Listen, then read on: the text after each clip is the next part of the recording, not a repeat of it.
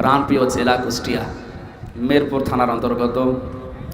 সূরা ফুরকানের ৭১ নম্বর আয়াতে আছে, ইল্লা মান তাবা ওয়া আমানা ওয়া আমিলা আমালান সালিহান ফাউলাইকা ইউবাদদিলুল্লাহু সাইয়্যাতিহিম হাসানাত।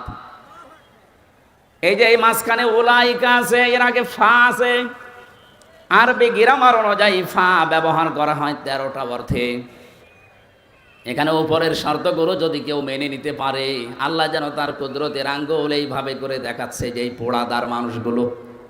প্রশ্ন আসতে পারে, পোড়াদা আল্লাহর মনে আছে? মনে নেই মানে? এই উলাইকার ভেতরে পোড়াদাও আছে। আল্লাহ পাক বলেন কুষ্টিয়া জেলার পোড়াদার এই মানুষগুলো যারা বসে বসে নীরবে আমার কালাম শুনছে, তাদেরকে বলি দেন, ওরা যদি বাড়ি থেকে এই নিয়তে আসে, ইল্লা মান তাবা, যে আল্লাহ আমি যাই করেছি আজকে আমি তাওবা করে ভালো হয়ে যাব, এই নিয়ত আমাদের নেই? এই কথা বলে না কেন? এই নিয়ত নিয়ে যারা এসেছি, আল্লাহ আমি যাই করেছি বিগত জীবনে, আজকে কিন্তু আমি সত্যিই কোরআন শুনতে যাচ্ছি, ভালো হয়ে যাব, তাওবা করার মাধ্যমে ওই মানুষগুলো যদি ঈমান আনার পরে ভালো ভালো কাজ করার সিদ্ধান্ত নিয়ে ফেলে, কি করব আমি জানো? ফাউলাইকা, এই মানুষগুলোর জন্য ইউবাদদিলুল্লাহু সাইয়্যাতিহিম হাসানাত, দুইটাই বহুবচন। আমি নিজে বদল করে দেব তাদের জীবনের যত অপরাধ ছিল, ওইগুলো শুধু বদল করে ফাঁকা করব না, পুরা জায়গাটা নেকি দিয়ে পাল্টিয়ে দেব। এই জন্য আমাদের উচিত হচ্ছে, আপনি অপরাধ করেছেন যার কাছে, ক্ষমা চাবেন তার কাছে। বিশেষ করে বাংলাদেশ, ভারত আর পাকিস্তানে এই নিয়মটা নেই। অন্যায় করে একজনের কাছে আর ক্ষমা চায় আরেকজনের কাছে। আপনি কি আস্তাগফিরুল্লাহ ওসি সাহেব যে পড়লো, উনি কি আল্লাহর কাছে দোষ করেছে? দোষ করেছে যাদের কাছে, তাদের কাছে আগে বলা লাগবে। তো ভয়ঙ্কর বিষয়, এই 15.5 বছরে অনেক মানুষ মারা গেছে, তাদের কাছে ও মাপ চাবে কি করে? কথা বলেন না কেন? এই জন্য আপনি জালেমদের পক্ষ নিয়ে যদি কিছু করে থাকেন, জালেমরা যেমন ধ্বংস হয়ে যাচ্ছে, আপনিও ধ্বংস হয়ে যাবেন। হ্যাঁ, এখনো বাঁচার একটা বুদ্ধি আছে, এই বুদ্ধিটা বলবো। আজ বিভিন্ন মানুষ দেখছি খোলস পাল্টাচ্ছে, নিজের অপরাধগুলো স্বীকারও করছে, বাঁচার জন্য হোক আর যেভাবেই হোক। আপনি আসেন, ওয়েলকাম আপনাকে, কিন্তু আপনার জীবনের এই অপরাধগুলো যদি মাফ করতে চান, পদ্ধতি আছে। একটা হাদিস বলছি তিরমিজি শরীফের, যুবতী এক মেয়ে এসে বলে, হে রাসূল আমি জিনা করেছি। নবীজি বললেন, এ কথা কাউকে বলবা না, যাও। আবার সামনে এসে বলে, হে নবী আমি জিনা করেছি, আমাকে আপনি মুক্ত করেন, আমাকে পাপ থেকে বাঁচান, আমি পরিত্রাণ পেতে চাই, এই গুনাহ থেকে মুক্ত হতে চাই। বিশ্ব নবী বললেন, এ কথা কাউকে বলবা না, যাও বাড়ি চলে যাও। মেয়েটি আবার এসে বলে, হে নবী আমি জিনা করেছি, শুধু জিনা না আমি গর্ভবতী হয়েছি। বিশ্ব নবী বললেন, ঠিক আছে, আগে খালাস হোক বাচ্চাটা, কারণ অপরাধ তোমার থাকতে পারে, ওই বাচ্চাটার কোনো অপরাধ নেই, ও আগে দুনিয়ায় আসবে নিরাপদে, এরপরে আমি দেখি কি করা যায়। যখনই সন্তান এসেছে, সঙ্গে সঙ্গে বলেন, হে নবী আপনি আমার বিচার করেন, কারণ আমি কোরআন পড়ি, আমি কোরআন বুঝি, আমি নিজে জানি দুনিয়ায় 3টা অপরাধের শাস্তি আল্লাহ ডবল করে দেবে। আমি যে যৌবনের তাড়নায় শয়তানের ধোঁকায় কাজ করে ফেলেছি, আমি মাপ নিয়ে ক্ষমা নিয়ে মুক্ত হয়ে তারপরে আল্লাহর কাছে যেতে চাই। কারণ এই অপরাধ নিয়ে যদি আমি আল্লাহর কাছে চলে যাই, উনি যখন বিচার করবেন, একটা না কয়টা, ডবল বিচার করবেন। সূরা ফুরকানের ৭০ নম্বর আয়াতের ভেতরে আছে, ইউদাআফু লাহুল আযাবু ইয়াউমাল কিয়ামাতি ওয়া ইয়াখলুদ ফীহি মুহানা। এই যে ইউদাআফ লাহুমুল আযাব, আল্লাহ বলেন তার জন্য আমি ডবল শাস্তি রেডি করলাম। একবার বিচার না, ডবল বিচার হবে। 3টা অপরাধ করলে কয়টা? জবাব দেবেন ছাত্রের মতো, কয়টা? 1 নম্বরে, আল্লাযীনা লা ইয়াদউনা মা'আল্লাহি ইলাহান আখারা, যারা আল্লাহকে ডাকে কিন্তু তার পাশাপাশি অন্য কাউকে যারা ডাকে। এই রোগটা বাংলাদেশে সবচাইতে বেশি। আল্লাহকে আপনি ডাকছেন, জিকির করছেন, তাকে স্মরণ করছেন, হঠাৎ কিছুক্ষণ পরে দেখা যাচ্ছে আল্লাহর পাশাপাশি তারা অন্য কাউকে ডাকছে। ইয়া আলী বাবা, শাহ আলী বাবা, কেল্লা বাবা, ফতে বাবা, লালনের বাবাও ডাকে। কুষ্টিয়া জেলায় জন্ম নিয়ে একটা ঝামেলায় আছি। সারা দেশে যেখানে যায় তারা একটা কথা বলে, হুজুর পৃথিবীর এই একটাই জায়গা যেখানে পুলিশ পাহারা দিয়ে গাঁজা খাওয়ায়। যেহেতু জন্ম আমার এ জেলায় কিছু বলতেও পারে না, মাথা নিচু করে বলে কি বলবো, ঠিক আছে। আমার মনে হয় এই গনার কাজটা তুলে দেওয়া দরকার। গাঁজা পেলে যেখানে পুলিশ ধরে নিয়ে যায়, এটা পুলিশ বসে আছে, পুলিশ ধরে নিয়ে জেলে দেয়, আর সে গাঁজা ওরা পাহারা দিয়ে খাওয়ায়, সে জেলা এটা। এতদিন যারাই ছিলেন তারাও মুসলমান ছিলেন, তারা এটা কি করে জিয়ে রাখলেন আমি বুঝি না। এটা আমার মনে হয় তুলে দেওয়া দরকার ছিল। আর শরীয়ত সম্মত পর্যায়ে আল্লাহর বান্দা যারা, তাদের যেভাবে জিয়ারত করা দরকার এভাবে করেন। প্রকাশ্য শিরিক চলে সেখানে, সেজদা দিচ্ছে মাজার, এ কথা বলে না কেন? তাহলে শাস্তি হবে ডবল তাদের যারা আল্লাহকে ডাকে। আল্লাহকে ডাকে না তা না, মা আল্লাহ ইলাহান আখারা, আল্লাহর সাথে অন্য কাউকে যারা যোগ করে। আমি নাম নিলাম না, বহু দরবারে বহু জায়গায় আল্লাহর পাশাপাশি অন্য অন্য নামের জিকির হয় না? আপনি বুঝে করেন আর না বুঝে করেন, এই আওয়াজ যদি আপনার কানে যায় আজকে থেকে আপনি বিরত থাকবেন, নয়তো আপনার শাস্তি হবে ডবল।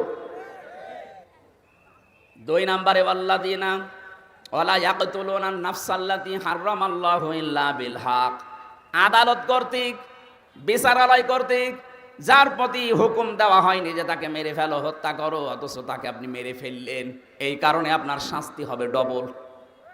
এই কথা বলে না কেন?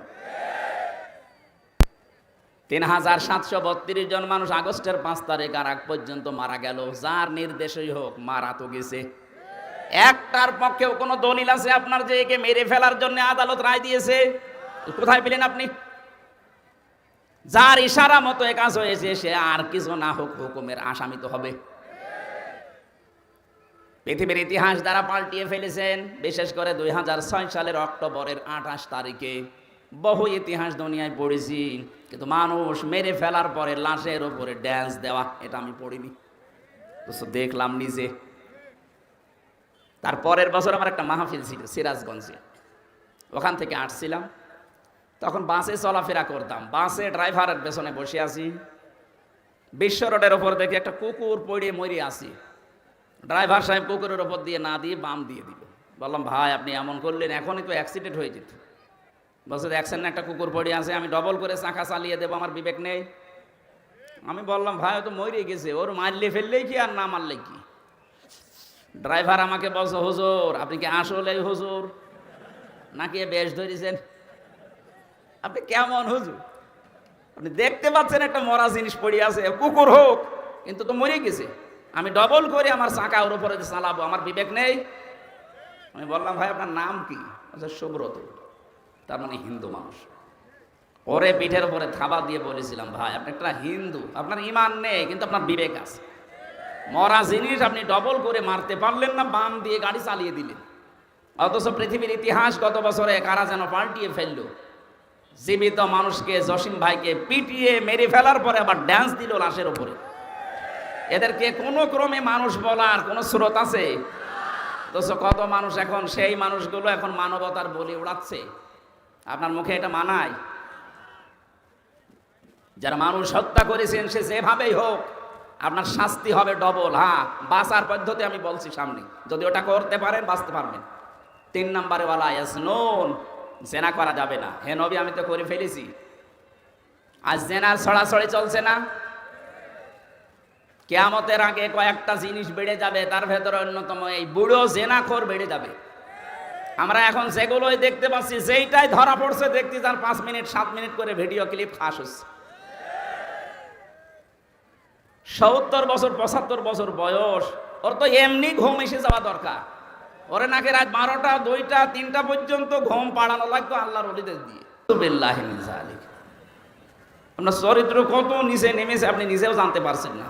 আমি কালকে জামাল পড়েছিলাম, ওই যে 6 মিনিট 32 সেকেন্ডের একটা অডিও ফাঁস হওয়ার কারণে স্যার সব হারিয়েছে, ওই ওনার ওখানে ছিলাম। খাই বলেন একটা চিন্তা, জামালপুরের লোককে বললাম দেখেন আপনাদের প্রতিমন্ত্রী ছিল, জীবনে বহু দাপট দেখিয়েছে, মাত্র 6 মিনিট 32 সেকেন্ডের, তাও ভিডিও না অডিও একটা ক্লিপ ফাঁস হয়েছে, তাই তার মন্ত্রিত্ব গেছে, এমপি গিরি গেছে, দল থেকে বাদ দিয়েছে, এখনো সে কনে আছে কেউ জানে না। ওরা যদি জনগণ পায় পিটি এখন মেরে ফেলবে। অথচ আমাদের বহু মানুষের জীবনে এরকম 6 মিনিট 7 মিনিট না, 70 বছর 75 বছরের ভিডিও আল্লাহর কাছে আছে। বলেন, একটা বারের জন্য যদি চিন্তা আসে এই টাকলা মুরাদকে নিয়ে, তাহলে আপনার জীবন তো পাল্টিয়ে যাওয়া দরকার।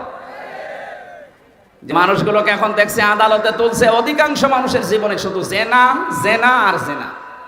একটা মানুষকে বলেন যে না এটা ভালো ছিল, দরবেশ বাবা অন্যের বউ নিয়ে আল্লাহর রাস্তায় চলে গেছে। আর বাকি এগুলো তো বলার মতো কায়দা নেই। প্রত্যেকটা চরিত্র আমরা এটা দেখতে পাচ্ছি।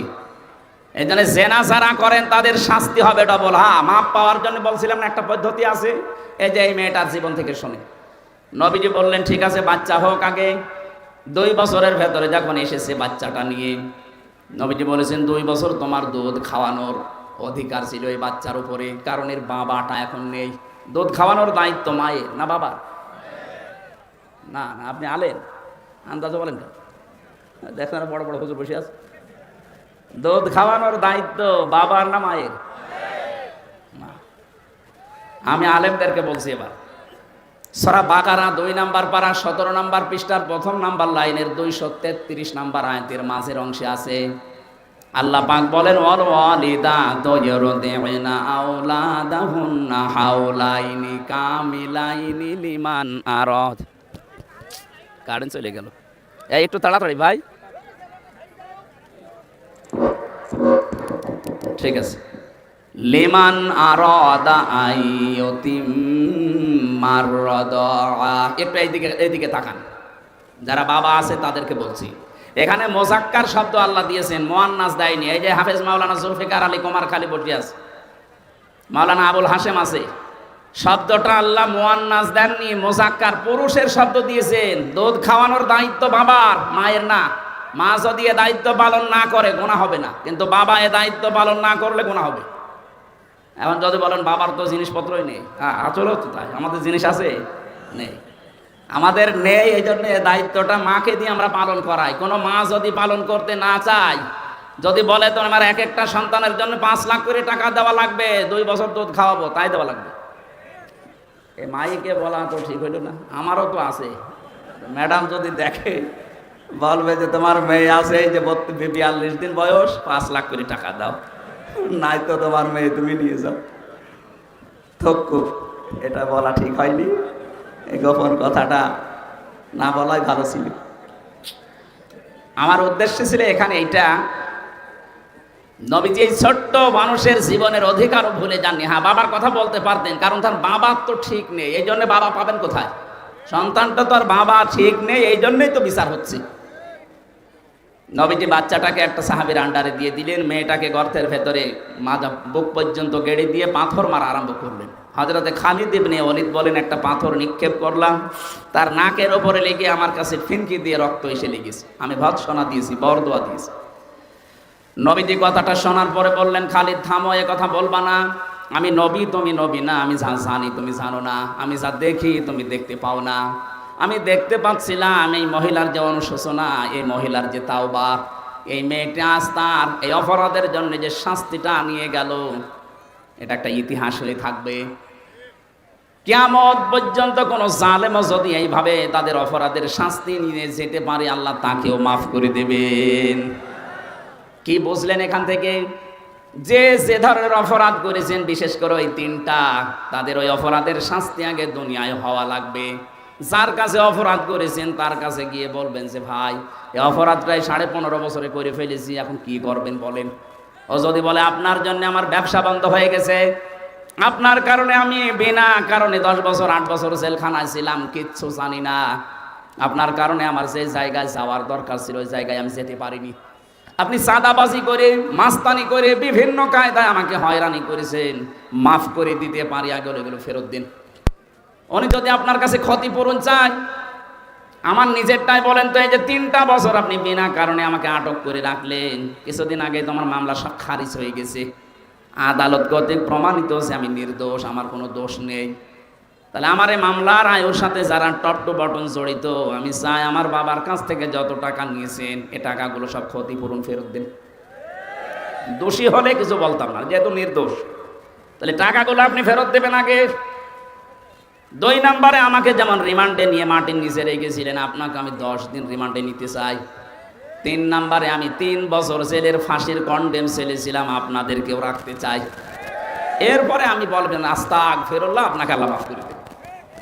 আমারটা দিয়ে বললাম, সারা দেশের অবস্থায় এই যারা আজ বাঁচতে চান অপরাধ করার পর, যদি তাওবা করে জীবনের অপরাধগুলো নেকি বানিয়ে নিতে চান, যার যার কাছে 15.5 বছরে অপরাধ করেছেন তার কাছে আগে স্বীকার করবেন, তার ক্ষতি দেবেন, ক্ষতিপূরণ দেবেন, ওর কাছে মাফ চাবেন, এরপরে মসজিদে এসে বলবেন আস্তাগফিরুল্লাহ। আমার কথা ক্লিয়ার? না বোঝার ভান করে আছেন কেউ? অনেকে এখনো রাজি না এই তাওবা করতে, খালি আস্তাগফিরুল্লাহ পড়তে রাজি আছে। ওই ওসি সাহেবের যেমন তাওবা হয়নি, আপনারটাও হবে না। আশা করছে তাওবা যদি করেন এইভাবে করবেন। আল্লাহ আমাদের তৌফিক দিন, বলেন আমিন। আমরা তেলাওয়াতকৃত আয়াতের যে ব্যাখ্যা করার জন্য বসেছি, সূরা আলে ইমরান 14 নম্বর আয়াত। এখানে আল্লাহ 7টা বিষয়কে আকর্ষণীয়, লোভনীয় বিষয়গুলো আমাদের সামনে আছে। এর পরের আয়াতে আছে কুল আউ নাব্বিউকুম বিখাইরিম মিন যালিকুম। এর চাইতেও তোমাদেরকে আমি উত্তম জিনিসের কথা বলবো বা খবর দেব, সে খবর আমরা পরে দিচ্ছি। আগে দেখি কোন কোন জিনিস আমাদের কাছে আকর্ষণীয় বেশি। যুজ্জিনা লিন্নাসি হুব্বুশ শাহাওয়াতি মিনান নিসা।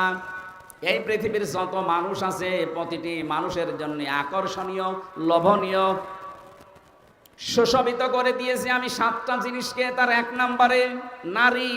কি বললাম? বলেন বলেন। প্রতিটি মেয়ে লোকের ভেতরে আল্লাহ আকর্ষণ, এই ভালোবাসা, এই মায়া লুকিয়ে রেখেছেন। এই জন্য আদম নবীকে আল্লাহ যেদিন বানিয়েছেন, কিছুদিনের ভেতরেই তার বাম পাথরের হাড় থেকে হাওয়া আলাইহিস সালামকে বানিয়েছিলেন। হযরতে হাওয়াকে বানিয়েই তিনি তার বাম পাশে রেখে দিলেন। হযরতে আদম ঘুম থেকে উঠে দেখলেন একজন সুন্দরী। হযরতে হাওয়া এত সুন্দর ছিলেন, আমি তাফসিরে হাক্কানিতে পড়েছি, 4 জন মেয়ে লোককে আল্লাহ পৃথিবীর সব চাইতে সুন্দর বানিয়েছিলেন, তার ভেতরে হাওয়া একজন। হযরতে আদম ঘুম থেকে উঠেই তিনি তাকালেন এবং ধরতে গেলেন। আল্লাহ বলেন তাকানো যাবে না, ধরাও যাবে না। হযরতে আদম ওই সময় বলেছিলেন, মাবুদ কি আকর্ষণের ভেতরে দিয়েছো আমি জানি না, আমি তাকাতেও চাই, ধরতেও চাই। আল্লাহ পাক বলেন হ্যাঁ, তাকানো যাবে, ধরাও যাবে, বিয়ে করা লাগবে। এখান থেকে প্রমাণ হয় বিয়ের আগে মেয়ে লোকের সাথে প্রেম করা জায়েজ নেই। অথচ এখানে আমি অনেক মানুষের খবর দেখতে পাচ্ছি বিয়ের আগে এদের প্রেম করা শেষ, এমনকি এখনো অনেকে লাইন চালাচ্ছে। এটা বন্ধ করা লাগবে। বিয়ের আগে প্রেম করা জায়েজ নেই, প্রেম হবে বিয়ের পরে। যারা করছেন তারা ছেড়ে দেবেন। হাত তোলেন তো। এই যে কয়েকজন আছে, মুরব্বী মানুষ, হাত তোলা দরকার কি? আপনি আবার কিসের প্রেম করেন? আপনার জীবনেও প্রেম আছে না? ওই যুবক বয়সে হয়তো করতে পারে, এই জন্য হাত তুলছে না। আশা করছি আপনি এই বর্ণনাটা বুঝেছেন যে বিয়ের আগে আমাদের জন্য প্রেম করা এ ধর্মে জায়েজ নেই, অন্য ধর্মে থাকতে পারে। কি কথা বলে না কেন? হযরতে আদম বলছে আল্লাহ বিয়ের পর বিয়ে করতে আমি রাজি আছি, মানে দেনমোহর দেওয়া লাগবে। বলছে আমি কোথায় পাবো? এখানে বহু মানুষ আমরা জানি, এরা নামাজের ফরজ কয়টা পেটে বম মারবেন বলতে পারবে না, বিয়ে করা ফরজ এটা জানে। এটা জানে না। বিয়ে হয়ে গেল, আদম নবীকে আল্লাহ বলেছিলেন কুলনা ইয়া আদম উসকুন আনতা ওয়া যাওজুকাল জান্নাহ, যাও আবার বউ নিয়ে বাড়ি চলে যাও। জান্নাত হযরত আদমের বাড়ি, আর জান্নাত আমাদের বাবার বাড়ি। বলেন না কেন? তাহলে আয়াত থেকে প্রমাণ পাওয়া যায় বিয়ে করে বউ বাবার বাড়ি নিয়ে যাওয়া লাগবে। অথচ আমাদের এই কুষ্টিয়া জেলায় বহু মানুষ আছে বিয়ে করে নিজেও থাকে ঘর জামাই। ঘর জামাই দেশে নেই? আরে ভাই, বিয়ে করে আপনি বাবার বাড়ি নিয়ে যাবেন, আপনি নিজে সহ থেকে যাচ্ছেন। আয়াতের 2 নাম্বার শব্দ ছিল আদম নবীকে আল্লাহ ওই দিনই বলেছিলেন ওয়াকুলা মিনহা। বাড়িতে নিয়ে যাওয়ার পরে শুধু নিজে মন মতো খাবে না। আমরা আলেমদেরকে বলছি আল্লাহ কিন্তু আংতা ওয়াকুলা দেয়নি, একবারে কোলা দিয়ে বসন দিয়েছেন। আজ নারী অধিকার নিয়ে চিল্লাচ্ছে কত মানুষ যে মেয়েদের অধিকার নেই। নারী পক্ষ, নারী স্বাধীনতা আন্দোলন, নারী বিপ্লব পরিষদ, প্রায় 13টা সংগঠন কাজ করছে এই দেশে নারীর পক্ষে। ছোট্ট কথা একটা বলি, এই যে নারীর পক্ষে কাজ করার জন্য যারা, তাদের ভেতরে এই মোস্তফা সারোয়ার ফারুকী, ইনি একজন। নিজের স্ত্রীকে দিয়ে বিভিন্ন উল্টাপাল্টা কাজ, সিনেমা, নভেল, নাটক, থিয়েটার বানিয়ে টাকা উপায় করে এমন এমন সিনেমা বানিয়েছে। ব্যাচেলার সিনেমা দেখেছেন না? আমি উপন্যাস পড়েছিলাম, এইটা দিয়ে সিনেমা বানিয়েছে এই লোকটা। সমকামিতা প্রমোট করে এই লোকটা। ৯৬% মুসলমানের দেশে এরকম হারাম কোনো মানুষকে আমরা দায়িত্বে দেখতে চাই না। কয়দিন পরে দেখবেন বলবে হ্যাঁ আমরা পুরুষে পুরুষে বিয়ে চাই, বলেন নাউজুবিল্লাহ। এটা আল্লাহর নিষিদ্ধ কাজ। আল্লাহ বলেন মেয়েদের প্রতি আমি আকর্ষণ তৈরি করেছি, আর এই সিস্টেম ওরা পাল্টিয়ে ফেলে এখন পুরুষে পুরুষে বিয়ে করবে। এই জানে ৯৬% মুসলমান, অধিকাংশ কেউ চাচ্ছে না যে উনি যেন দায়িত্বে থাক। আমরা আশা করছি ওনারে বাদ দিয়ে অন্য কাউকে দিন। মুসলমানদের এই ইশারা যদি যারা দায়িত্বে আছেন না বোঝেন, এরা কিন্তু সব উলট পালট করতে জানি। এত বড় জগদ্দল পাথর যদি উল্টিয়ে দিতে পারে যারা দায়িত্বে আছে, আমরাই দিয়েছি তাদের। কথা বলে না কেন? আমি ইঙ্গিতটা আর দিলাম না, যা বলার দরকার বুঝে ফেলেছে ওনারা। আল্লাহ দিয়েছেন ওয়াকুলা দিবসন, আদম বউ নিয়ে বাড়ি যাও, কিন্তু নিজে যা খাবে, যেই মানের খাবার, যেই মানের পোশাক, এই মানের খাবার, এই মানের পোশাক বউকে দেওয়া লাগবে। আংতা ওয়াকুলা যদি দিতেন তাহলে পক্ষপাতিত হয়ে যেত, যে নিজে মন মতো মরণ খাওয়া খাও, তারপরে বউকে যাবারও দাও না। যতটুকু তুমি ততটুকু বউ। আজ বাংলাদেশে মেয়েদেরকে কত মানুষ জুজুর ভয় দেখাচ্ছে, না জানি ইসলাম এদেশে যদি চলে আসে মেয়েদের কি হবে। কি হবে মানে আল্লাহর কোরআনের বর্ণনা ওয়াকুলা, এটা কায়েম হবে এই দেশে। কথা বলে না কেন? আমির জামাত ডাক্তার শফিকুর রহমান এই জন্য এই ঘোষণা দিয়েছেন এই শব্দটা নিয়ে। ইসলাম যদি সত্যি এ দেশে আসে, সবচাইতে বেশি অধিকার ভোগ করবে মেয়েরা। আল্লাহ যেন সেইটা আমাদেরকে সামনে দেখায়, বলেন আমিন।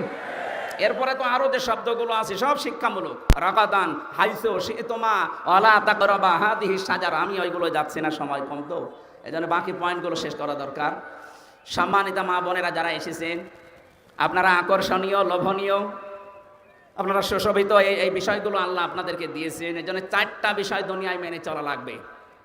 1 নম্বরে আল্লাহর নবী জানিয়েছেন ইদা নাজারা ইলাইহা সাররাতুহু, কোন স্ত্রীর দিকে যখন তার স্বামী তাকাবে, যেভাবেই হোক স্বামীকে যেন সে আনন্দ দেয়, খুশি করে। আপনি কথাবার্তা দিয়ে হোক, আচরণ দিয়ে হোক, এমন কোন কায়দা কৌশল দিয়ে তাকে খুশি করবেন, এটা আপনার ইবাদত। 2 নম্বরে ইদা গাবা আনহা হাফিজাতুহু, যখন স্বামী বাইরে থাকবে, স্বামীর সন্তান, স্বামীর সম্পদ এবং আপনার ইজ্জত আবরু সম্ভ্রম, এটা আপনি হেফাজত করে রাখবেন।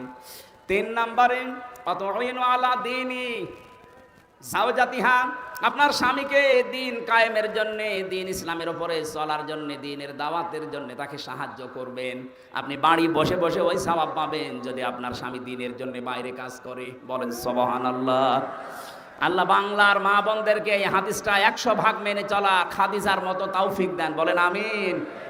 নবীজি বলেন আমি যতদিন বাইরে থেকে এসেছি দিনের দাওয়াত দিয়ে, কোনদিন আমার খাদিজাকে বিছানায় পেট লাগিয়ে ঘুমাতে দেখিনি। যখনই আসতাম, যতবার আসতাম রাতের বেলায় দেখতাম দরজার সাথে হেলান দিয়ে আমার অপেক্ষায় ঘুমিয়ে আছে। এজন্য আপনার স্বামীকে আপনি উদ্বুদ্ধ করবেন, সাহায্য করবেন, ছাড় দেবেন। 4 নম্বরে বিশ্ব নবী বলেন স্বামী যেটা পছন্দ করে যদি জায়েজ হয়, অবশ্যই তোমাকে ওইটা পছন্দ করা লাগবে। আমি আল্লাহর কসম করে বলছি, যত স্বামী এখানে আমরা বসে আছি, প্রতিটা স্বামী আমরা চাই বিয়ের পরে যেন আমাদের মা বাবা আমাদের সাথে থাকে। কথা বলেন না কেন? এই স্বামী যারা আছেন হাত তোলেন তো, বলেন এটা আমরা চাই না। 100টার 95টা মহিলা এটা চাচ্ছে না। আপনি নামাজ পড়ে রোজা রেখে কালো বোরকা পরে মনে করছেন আমি জান্নাতি হয়ে গেছি, না, পাবেন না। আপনার স্বামী যেটা পছন্দ করে যদি জায়েজ হয়, জীবন থাকতে আপনাকেও পছন্দ করা লাগবে। আল্লাহ আপনাদের 4টা গুণ অর্জন করার তৌফিক দিন। আমি পৃথিবীতে সম্মান, মর্যাদা, এগুলো আল্লাহ 2টা বিষয়ের ভেতরে লুকিয়ে রেখেছেন। ইয়ারফাউল্লাহুল্লাযীনা আমানু মিনকুম ওয়াল্লাযীনা উতুল ইলমা দারাজাত। কোরআনে কারীম জানাচ্ছে তোমাদের ভেতরে যারা ঈমান আনে এবং দুনিয়াতে যারা ইলম পায়, এই 2টা বৈশিষ্ট্য যাদের ভেতরে থাকবে, ইয়ারফা, এটা মজারি, বর্তমান ভবিষ্যৎ, প্রেজেন্ট ফিউচার।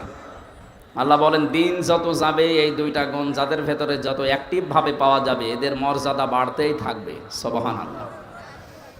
প্রশ্ন আসতে পারে এগুলো যাদের নেই তাদেরও তো মর্যাদা সম্মান মানুষ দেয়। হ্যাঁ, ওগুলো ভয়ে দেয়, কিন্তু সত্যিই যাদের ভেতরে ঈমান আছে এবং যারা এলেম অনুযায়ী আমল করে, কাজ করে, তাদেরকে শুধু ভয়ে না, মর্যাদা সহকারে মানুষ সম্মান দেয়। ইন্নাল্লাযীনা আমানু ওয়া আমিলুস সালিহাত সায়াজআলু লাহুমুর রাহমানু বুদ্দা। যারা ঈমান আনার পরে আমলে সালেহ করে। বাংলাদেশ, ভারত, পাকিস্তান এই তিনটা দেশে সালেহ শব্দটা নিয়ে একটু ঝামেলা আছে। আমরা মনে করি সালেহ মানে নেক কাজ, সালেহ মানে সৎ হওয়া, শুধু এতটুকুই না। পোড়াদাবাসী, আমার প্রাণ প্রিয় জেলা কুষ্টিয়া, বাংলাদেশের 64 জেলার চাইতে আপনাদেরকে এমনিতে স্বাভাবিকভাবে বেশি ভালোবাসি। এই জন্য আহ্বান জানাচ্ছি, সালেহ মানে শুধু নেক কাজ নয়, সালেহ মানে শুধু সৎ হওয়া নয়, সালেহ মানে যোগ্যতা অর্জন করা। আজ আমাদের যোগ্যতা অর্জন করা লাগবে ঈমানের সাথে সাথে। যে যে জায়গায় আমরা দায়িত্বে আছি ওই বিষয়ের শিক্ষা এবং প্রশিক্ষণ নিয়ে জায়গাটা যেন পরিপূর্ণভাবে আঞ্জাম দেওয়া যায়, এর নাম সালেহ। এইটা যারা ঈমানের পাশাপাশি অর্জন করবে, সৃষ্টি জগতের ভেতরে আল্লাহ তাদের প্রতি একটা মহাব্বত তৈরি করে দেবেন, সুবহানাল্লাহ। এই জন্য আমরা বাস্তবে দেখতে পাচ্ছি এই দেশে যাদের ঈমান সত্যিকার অর্থে আছে, ঈমানের দাবি যেগুলো, ইন্নামাল মুমিনুনা আল্লাযীনা আমানু বিল্লাহি ওয়া রাসূলিহি সুম্মা লাম ইয়ারতাবু। আল্লাহর দৃষ্টিতেও সত্যিকারের মুমিন তো তারা যারা আল্লাহর উপরে ঈমান আনার পরে, রাসূলের উপরে ঈমান আনার পর তাদের বিধান পালনের ক্ষেত্রে কোনো সন্দেহ পোষণ করে না। আমি আয়াতটা নিয়ে চিন্তা ভাবনা করে দেখেছি, এটা বাংলাদেশের জন্য 100 ভাগ কার্যকর। আমরা আল্লাহ রাসূল মানি, বিশ্বাসও করি, কিন্তু তাদের আদর্শ পালন করতে গিয়ে যে সন্দেহ যেটা মনের ভেতরে ঘোরপাক খায়, এটা যাদের ভেতরে আছে আপনি পরিপূর্ণ ঈমানদার আল্লাহর দৃষ্টিতে হতে পারেন।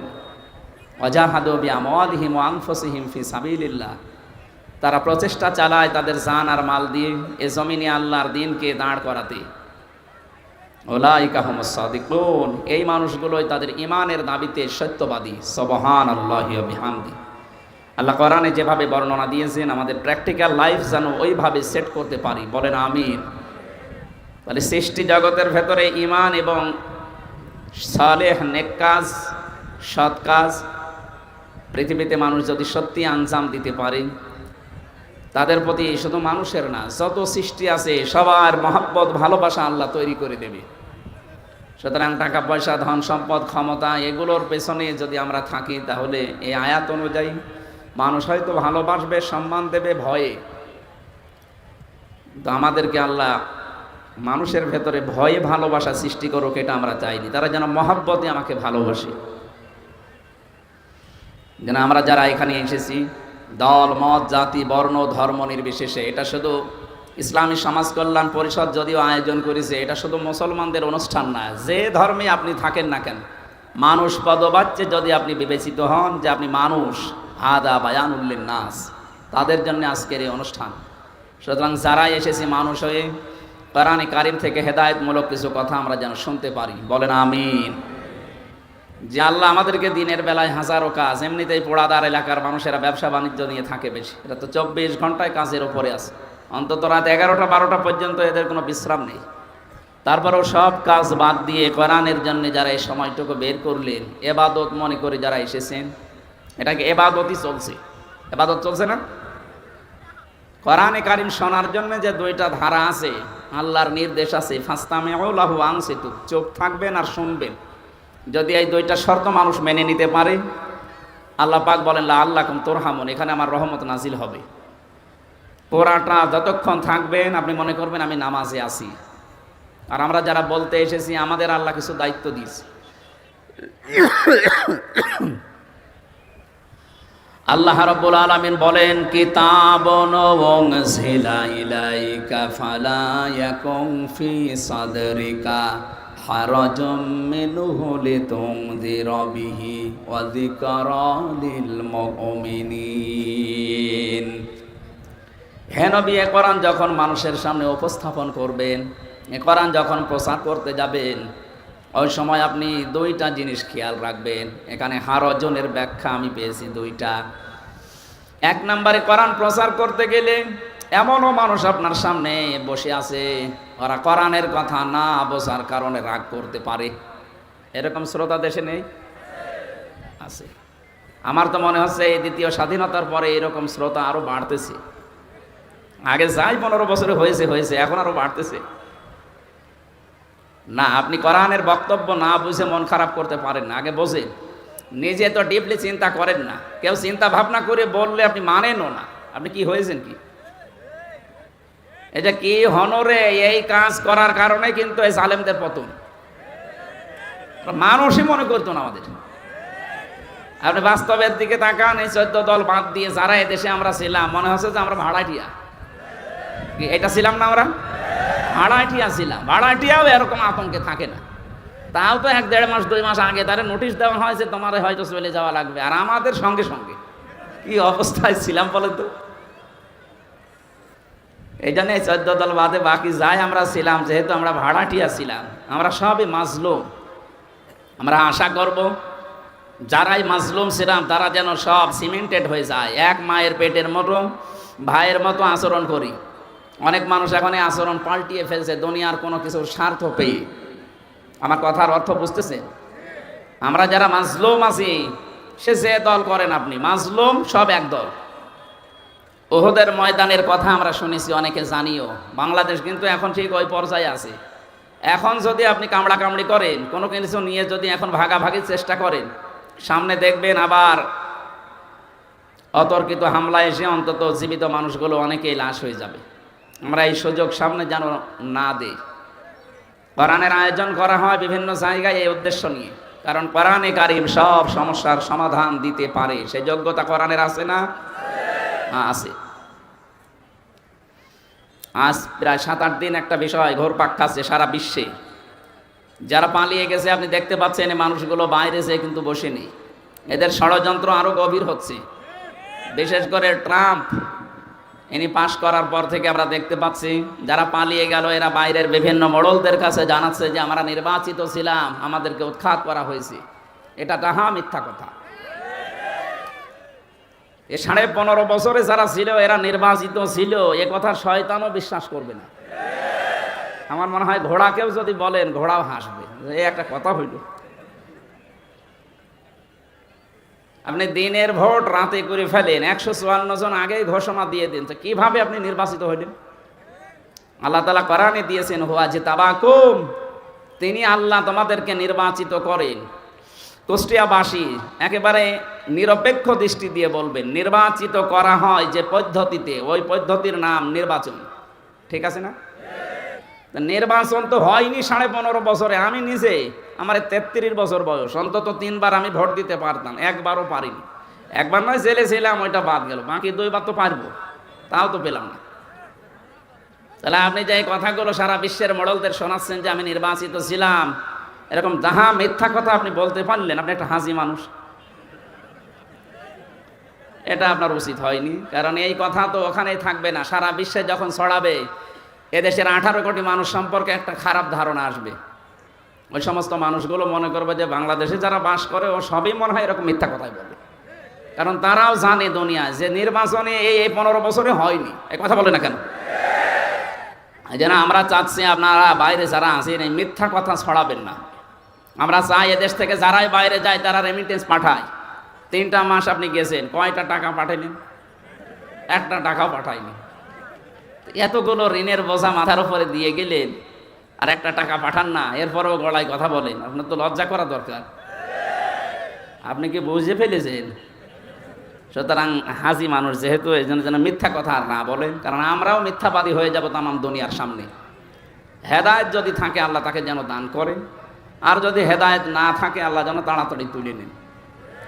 কারণ এই সমস্ত ক্যান্সার যতদিন থাকবে ততদিন আমরা অশান্তিতে থাকবো। এই জন্য নূহ আলাইহিস সালাম শেষ পর্যন্ত এই দোয়া করেই দিয়েছিলেন, লা তাদার আলাল আরদি মিনাল কাফিরিনা দাজ্জারা ইন্নাকা ইন তাদারহুম ইয়াদিল্লু ইবাদাকা ওয়ালা ইয়ালিদু ইল্লা ফাজিরান কাফার। আল্লাহ কাফেরদের এই আন্ডা বাচ্চা পর্যন্ত যেন জমিনে না থাকে, কারণ ওইটার পক্ষে যা আসবে ওইটা আর এক হারামজাদা হবে। তা আমরা তো বাস্তবে তাই দেখতে পাচ্ছি। এই জন্য দোয়া বরদোয়া বুঝি না, আয়াতটা পড়লাম, আল্লাহ যা ভালো লাগে করবে। আমরা এই মিথ্যা কথা যেন সামনে আর না শুনি, আর যারা শুনছেন তারাও বিশ্বাস করবে না আমার যতটুকু বাস্তবে জ্ঞান আছে। কয়েকদিন আগে আমি সিঙ্গাপুর, মালয়েশিয়া, থাইল্যান্ড সহ ইন্দোনেশিয়া বহু দেশ ঘোরাফেরা করে যতটুকু বাস্তবে অভিজ্ঞতা নিয়ে এসেছি, ওই মানুষগুলো এখন জানে। সৌদি আরবে এই যে মদিনা থেকে আবু জেহেলের কবর, বদরের ময়দানে যাচ্ছিলাম, একটা গাড়ি ভাড়া করলাম, মদিনা ড্রাইভার। ওনার ভাড়া মেটানোর পরে আমি উঠবো, আমারে বলছে ইয়া হাজি ওর হজ্জা তাই না বিলাদুকা, হাসি দেশ কোথায়? যে তুমি বাংলাদেশ। আমারে যেই বলেছি যে তুমি বাংলাদেশ, বলছে হারামি। হারামি মানে বলছে আপনাকে, মানে ওর ভাষা দিয়ে আমারে বলছে যে আপনাকে বলি না, আপনার দেশে যে আছে ওইটারে বলেছে। ও ঠিক আছে, ওইটারে আপনি বলেন, আমি দরকার হয় আপনার সাথে আরো 2 লাইন বলছি। অথচ মদিনার ওই লোকটা বাসিন্দা, ওখানকার স্থানীয়, ও জীবনে ইনারে কোনোদিন চোখে দেখেনি, শুধু ফেসবুকে আর এই যে ইউটিউবে এই সমস্ত বিষয়গুলো দেখার পরে তারাও ভাবছে যে না, এ মানুষ না, একটা হারামি। ওই গাইল আমার উপরে দিচ্ছে। এই জন্য আপনি যা করবেন, যেহেতু দায়িত্বে ছিলেন, ওইটার কারণে আমাদের ওপরেও এই 18 কোটি জনগণও গাইল খাবে। নবীজি জানিয়েছিলেন, সাহাবীরা তোমার বাবা মাকে গালি দিও না। সাহাবীরা বলে, হে নবী, আমরা বাবা মাকে গালি দেব মানে? বাবা মাকে কোনো সন্তান গালি দেয়? বিশ্বনবী বললেন, হ্যাঁ, তুমি যদি কারো বাবা মাকে গালি দাও, সে না বুঝে রাগ করে তোমার বাবা মাকে গালি দিতে পারে। এইটাই সন্তান হিসাবে বাবা মাকে গালি দেওয়া। এজন্য যারা এই মিথ্যা ছড়াচ্ছেন, আমাদেরকে অন্তত জাতি হিসাবে মিথ্যাবাদী বানাবেন না। আমাদের এটা আবদার থাকলো, কোনো আবদারই তো মানেননি জীবনে, এটা মানবেন। আল্লাহ তাকে যেন সম্মতি দান করেন, বলেন আমিন।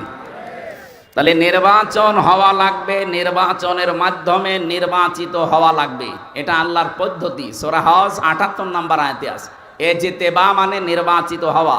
লক্ষ কোটি কোটি উম্মত থেকে আল্লাহ আমাদেরকে উম্মতি মুহাম্মদী হিসাবে নির্বাচিত করেছেন। সুবহানাল্লাহ বলতে পারেন নাই? অথচ এই পদ্ধতিটাই আপনি পাল্টিয়ে ফেললেন। এরপরও যে ষড়যন্ত্র চলছে, এই জন্য যারা দায়িত্বে আছেন আমরা আহ্বান জানাই, এই তাফসির মাহফিল বলেন, ওয়াজ মাহফিল বলেন, যাই বলেন, কোরআনের এই অনুষ্ঠান যেহেতু তামাম দুনিয়ার সব মানুষের জন্য ওপেন, এই জন্য সব মানুষের পক্ষ থেকে জানাচ্ছি, যারা দায়িত্বে আছেন উপদেষ্টার, আপনারা খুব তাড়াতাড়ি সম্মানজনক একটা সময় নিয়ে নির্বাচনের মাধ্যমে নির্বাচিত সরকারের হাতে আপনারা দেশটা তুলে দিন। তাহলে এই ষড়যন্ত্রগুলো অটোমেটিক বন্ধ হয়ে যাবে ইনশাআল্লাহ। আমি বলছিলাম 154 জন নির্বাচনের আগে, আর দিনের ভোট রাতে হয়েছে, এটা আমি নিজে প্রমাণ পেয়েছি। ওই সময় জেলে ছিলাম, এক ওসি ছিল আমার সাথে। আমার একদিন এসে ফাঁসির ওই কন্ডেম সেলে বসে আছি, উনি এসে বলছে, হুজুর আপনি দেখেন তো আমার তাওবা হয়েছে কিনা। যে কিভাবে তাওবা করলেন? বলছে এই যে নির্বাচন গেল, এই নির্বাচনে আমি আমার যে কনস্টেবল আছে, আমার যে এসআই আছে, এএসআই আছে, এদেরকে সাথে নিয়ে আরও কিছু মানুষকে সাথে নিয়েছি। রাত 12টার পর থেকে আল্লাহর নামে আমি ভোট কাটা আরম্ভ করলাম। এইটা কোরআন শরীফ আমার সামনে, এইভাবে বলছি, আল্লাহর নামে আমি ভোট কাটা আরম্ভ করলাম। ফজর পর্যন্ত কাজ শেষ করে বাক্স ভর্তি করে জায়গা মতো পাঠিয়ে দিলাম। এবার আমি গোসল করলাম, ওযু করার পরে 2 রাকাত নামাজ পড়ে বললাম আস্তাগফিরুল্লাহ। হুজুর আমার এই তাওবা হয়েছে? না, আপনি তো আল্লাহর কাছে অপরাধ করেননি, আপনি অপরাধ করেছেন হামজার কাছে। এই কথা বলেন না কেন? একটা এমপি বানাতে 3.5 থেকে 4 লাখ মানুষের রায় লাগে, ভোট লাগে, আর আপনি নিজেই সব লোকজন দিয়ে নিলেন। তা আমরা কি ঘাস কাটছি? আমাদের রায় নেবেন না? আপনি কাজ সব উল্টাপাল্টা করে এখন বলছেন আস্তাগফিরুল্লাহ। আল্লাহ কি আপনার কি আল্লাহর কাছে দোষ করেছেন? দোষ যাদের কাছে করেছেন আগে তাদের কাছে বলেন, কারণ তাওবার নিয়মই এটা। হ্যাঁ, আপনি আস্তাগফিরুল্লাহ পড়তে পারেন, আপনার গোনা মাফ হবে হয়তো, কিন্তু আল্লাহর সাথে যেগুলো সম্পর্কিত ওইগুলো, বান্দার সাথে সম্পর্কিত অপরাধ আস্তাগফিরুল্লাহ মাফ হয় না, তার কাছে আগে ক্ষমা চাওয়া লাগে। কেউ যদি তাওবা করে, আস্তাগফিরুল্লাহ পড়লে জীবনের গোনা মাফ হয়, আর তাওবা করলে শুধু গোনা মাফ হয় না, ওর পেছনের অপরাধ আল্লাহ মাফ করে বাকি জায়গাটা নেকি দিয়ে পাল্টিয়ে দেয়। এটাকে আমি বানিয়ে বললাম, হয় বাকিগুলো শেষ করতে পারলাম না, আর 2 মিনিট আছে আজানের। আজকের মতো শেষ করছি, এরপরে মাহফিল আরো কয়েকটা নেওয়া আছে। একটা ঝাউদিয়া, একটা মিরপুরে, কবরহাটে আছে, ডাঙ্গাপাড়ায় আছে। আমি সাবজেক্ট আকারে কথা বলবো ইনশাআল্লাহ। আল্লাহুম্মা আমিন। লা ইলাহা ইল্লা আনতা সুবহানাকা ইন্নী কুনতু মিনাজ জালিমিন। আল্লাহ তাআলা এই বিশাল আয়োজনে যারা আনসাম দিয়েছে, এই মানুষগুলোকে তুমি কবুল করো। ইসলামী সমাজ কল্যাণ পরিষদ কিয়ামত পর্যন্ত এখানে কায়েম করে রাখো। যত অতিথি আমরা এসেছি, আল্লাহ কোরআনে কারিমের ইজ্জতে মঞ্জুর করে নাও। মাগরিবের আযান এখনই হবে, এজন্য আমরা শেষ করে দিয়েছি। যতটুকু বলেছি আল্লাহ আমাদের জীবনে তুমি আমল করার সুযোগ দাও। সম্মানিত মা বোনদেরকে মাফ করে দাও, অনেক রোগ শোক তাদের আছে, ভালো বানিয়ে দাও। এই পোড়াদা এলাকার মাটির নিচে যত মানুষ ঘুমিয়ে আছে, কোরআনের ইজ্জতে ক্ষমা করে দাও। বারাকাল্লাহু লানা ওয়া লাকুম ফিল কুরআনিল আযীম। আলহামদুলিল্লাহি রাব্বিল আলামিন। লা ইলাহা ইল্লাল্লাহু মুহাম্মাদুর রাসূল।